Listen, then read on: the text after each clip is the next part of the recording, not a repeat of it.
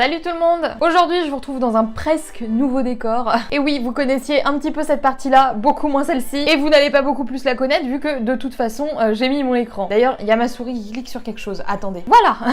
Je vous avoue que je suis pas tout à fait convaincue de ce nouveau décor. En fait, j'ai pas trop le choix au niveau de la disposition de mon appartement actuellement. J'ai essayé quelque chose de nouveau, j'ai essayé quelque chose qui fonctionnait. Si jamais ça ne vous convient pas ou même si vous aimez bien, n'hésitez pas à me dire ce que vous en pensez dans les commentaires, ça peut beaucoup m'aider. Mais du coup, c'est pas tout à fait le sujet de la vidéo d'aujourd'hui puisque comme vous l'avez vu dans le titre, j'ai eu envie de vous parler d'un problème récurrent qui vous concerne sûrement si vous avez cliqué sur cette vidéo. Et bien sûr, on va parler du fait de trop penser. C'est un problème qui est très récurrent dans le monde en général, mais aussi dans le milieu entrepreneurial où on a souvent tendance à se prendre la tête pour des trucs sans aucun sens et où c'est très difficile de mettre son esprit sur off le temps de décrocher un petit peu. Moi-même, j'étais concernée par ce problème-là en particulier quand je me suis lancée parce qu'on a plein d'idées qui fusent, on se pose plein de questions. Et si pour moi ça avait toujours été quelque chose quand même d'assez pratique, dirons-nous, que ça me donnait plein d'idées, ça me permettait d'être créative, de faire plein de choses différentes, etc.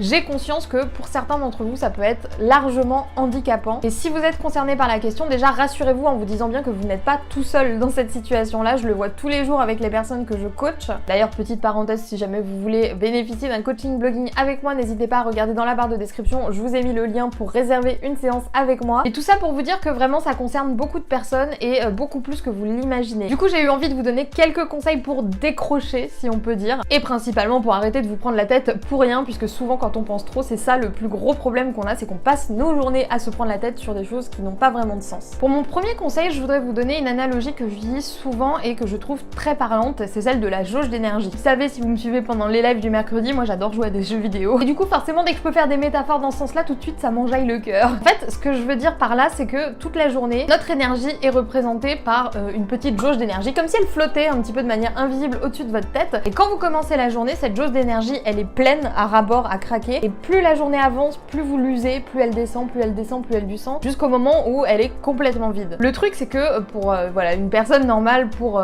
une journée normale, dirons-nous, cette jauge d'énergie, elle se réduit normalement, c'est-à-dire que vous avez suffisamment d'énergie pour faire plein de trucs dans la journée et le soir, quand vous êtes à zéro, vous allez vous coucher. Mais le fait est que quand on pense trop, on puise dans cette énergie sans arrêt. En fait, c'est comme si dans votre tête, vous étiez tout le temps en train de parler. Bref, c'est comme si il y avait un brouhaha constant dans votre tête et forcément, ça c'est très épuisant et forcément, c'est énergivore. Il faut vraiment faire un maximum de choses pour économiser un maximum cette énergie pour la gaspiller, entre guillemets, dans des projets qui vous tiennent vraiment à cœur. Personnellement, je préfère vraiment gaspiller mon énergie. Gaspiller est peut-être pas forcément le bon terme d'ailleurs, mais je trouve pas d'autres termes. Je préfère justement largement gaspiller cette énergie à travailler sur mon blog, à faire les choses que j'ai à faire, plutôt que de l'user en fait dans des actions qui n'ont aucun sens, comme le fait de me prendre la tête pendant des heures. Deuxième astuce, c'est le fait d'arrêter d'anticiper les choses. Les 3/4 des gens qui pensent trop ont ce problème-là, c'est-à-dire qu'ils anticipent des problèmes qui n'existent pas encore dans leur vie. Dans le milieu entrepreneurial, ça se reflète beaucoup par des questionnements comme mais qu'est-ce que je vais faire quand je vais devoir passer en société? Qu'est-ce que je vais faire quand je vais devoir faire facturer la TVA? Comment je vais gérer les haters, etc.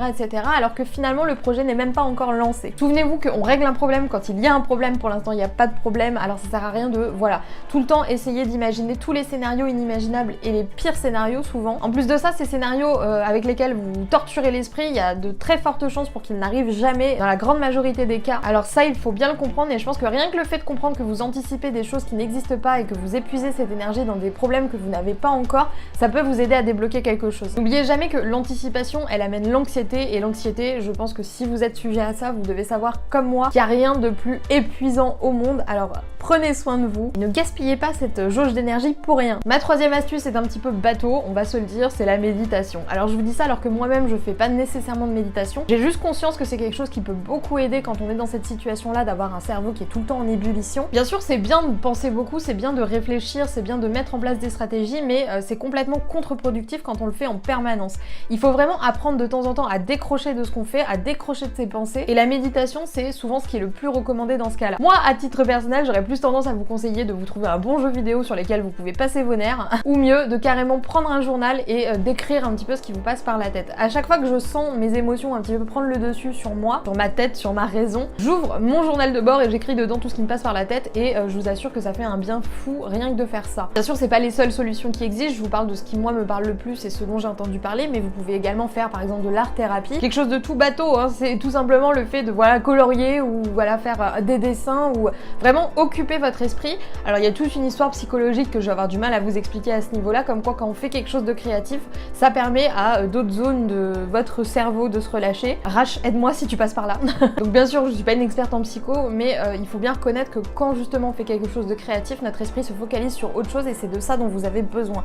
De mettre un terme à ce brouhaha et de vous calmer en fait. Le pire du pire, je pense que ça reste quand même les pensées négatives. C'est pour ça que mon quatrième conseil est lui aussi un petit peu bateau, mais il faut bien en avoir conscience. Mais apprenez du coup à vous cultiver un état d'esprit positif. Évitez toutes ces pensées négatives. Je vois encore beaucoup trop de personnes qui passent leur journée à répéter qu'ils sont nuls, qu'ils valent rien, que ce qu'ils font ça marchera jamais, qu'ils ont tous les problèmes de la planète. Mais vous me connaissez maintenant, hein. Pour moi c'est impossible de réussir à se sentir bien dans sa vie si on gaspille toute cette fameuse énergie à se plaindre sans arrêt. On est vraiment ce qu'on pense en fait, et si vous passez votre temps à vous dire que vous êtes nul, que vous êtes moche, que vous valez rien, que vous n'allez jamais y arriver, vous n'allez jamais y arriver. Essayez rien qu'une journée, alors peut-être qu'une journée c'est trop, essayez rien qu'une après-midi de vous interdire la moindre pensée négative et essayez de les remplacer systématiquement par des pensées positives. Par exemple, au lieu de vous dire ah je suis à découvert ce mois-ci, dites-vous c'est très bien comme ça, je vais apprendre à arrêter de dépenser mon argent n'importe comment. Pire exemple du monde, le retour. Enfin, cinquième et dernier conseil, souvenez-vous que ce qui compte vraiment dans votre vie, c'est vos actions, c'est pas ce que vous dites. Les paroles c'est bien beau, ça sonne bien, c'est mignon, mais ça n'avance à rien. Peut-être que le fait de trop penser justement vous empêche de vous lancer dans votre projet entrepreneurial, vous empêche de lancer votre blog, vous empêche d'aller jusqu'au bout de vos projets, parce que vous n'êtes pas sûr et c'est pour ça que votre esprit cogite, il cogite sans arrêt à se poser des questions, à se demander si c'est vraiment la bonne solution que vous avez choisie. J'ai envie de citer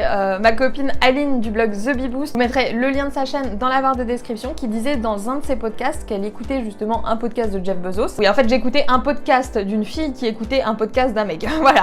Êtes-vous toujours là? Et elle expliquait que justement dans ce podcast-là, Jeff Bezos expliquait qu'il lançait un projet que quand il était sûr à 30 ou 40% de son coût. Et même elle expliquait que 30-40% c'est rien en fait. Si Jeff Bezos, qui est genre le mec le plus riche du monde et qui tient l'une des plus grosses entreprises qui existent sur la planète, arrive à lancer des projets en étant sûr qu'à ce degré de pourcentage-là, vous qui avez beaucoup moins de pression sur vos épaules, vous pouvez vous permettre justement de vous lancer sans être sûr de tout. Et j'en profite pour vous dire que de toute façon, on sera jamais sûr à 200% de son coût sans s'être lancé. Le fait de penser, ça va pas vous permettre d'agir, au contraire, ça va vous ralentir parce que ça va encore une fois vous faire rentrer dans une anxiété. Personnellement, moi dans ma vie d'entrepreneur, ce qui m'a toujours le plus aidé, c'est d'agir sans réfléchir. À chaque fois que j'ai commencé à réfléchir, c'était clairement pas une bonne idée. Du coup, voilà tout ce que j'avais à vous dire à ce niveau-là. J'espère que ça vous aura quand même un petit peu aidé. Je sais que c'est compliqué vraiment de mettre un terme à ces pensées, mais il faut bien comprendre quelque chose, c'est que si vous voulez arrêter justement de vous prendre la tête toute la journée, il va falloir y mettre du vôtre. Malheureusement, ça va pas disparaître comme ça du jour au lendemain. Essayez un petit peu tout ce que j'ai pu vous conseiller dans cette vidéo et revenez m'en dire des nouvelles. Du coup, moi je vais vous laisser là, je vous souhaite une très bonne journée et je vous dis à plus pour de nouvelles vidéos sur la chaîne de Wonder Whale Queen.